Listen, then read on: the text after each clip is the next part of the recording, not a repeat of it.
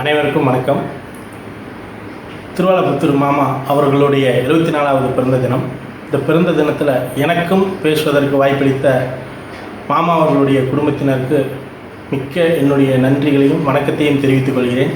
மாமா அவரோட முதல் வாட்ச கச்சேரி கிருஷ்ணகான சபாவில் சென்னையில் மாம்பழம் சிவானே அவர்கள் மேலத்தில் அந்த கச்சேரி தான் நான் முதல் வாசித்து போகிற கச்சேரி.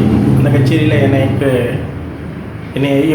என்னை அனுசரித்து எனக்கு என்ன வருமோ அது தகுந்த பொருள் வாச்சு அந்த கச்சேரியில் அவ்வளோ சிறப்பாக என்னை வாசிக்க வச்சாங்க. அதை நான் என்றைக்கும் மறக்க முடியாது. அடுத்தது அவர் கையால் எனக்கு கோயம்புத்தூர் சங்கீத மும்மூர்த்திகள் இசை விழாவில் லயஞான பூபதி என்னும் விருதினை அவர் கையால் நான் வாங்கினேன். அது எனக்கு வாழ்க்கையில் கிடைச்ச ஒரு பெரிய ஒரு பொக்கிஷமாக நான் நினைக்கிறேன்.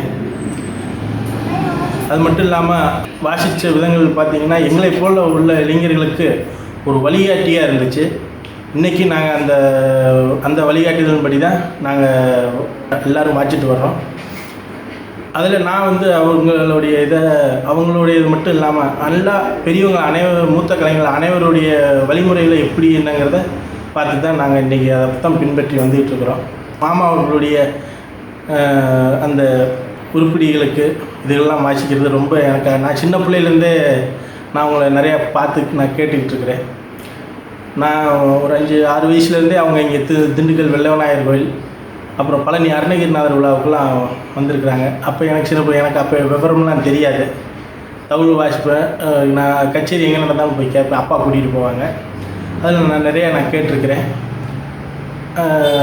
எனக்கு அவங்கள கண்டா அவங்க அந்த உட்கார்ந்துருக்கிற அந்த அழகை கண்டா எனக்கு ரொம்ப சின்ன பிள்ளையிலேருந்தே எனக்கு அவங்கள ரொம்ப பிடிக்கும்.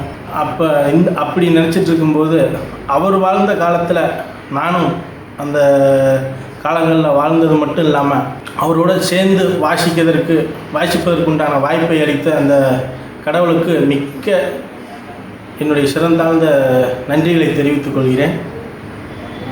என்றைக்கும் மாமா அவர்களுடைய ஆசீர்வாதம் எனது குடும்பத்தினர் அனைவருக்கும் கிடைக்கட்டும் என்று வணங்கி வேண்டுகிறேன்.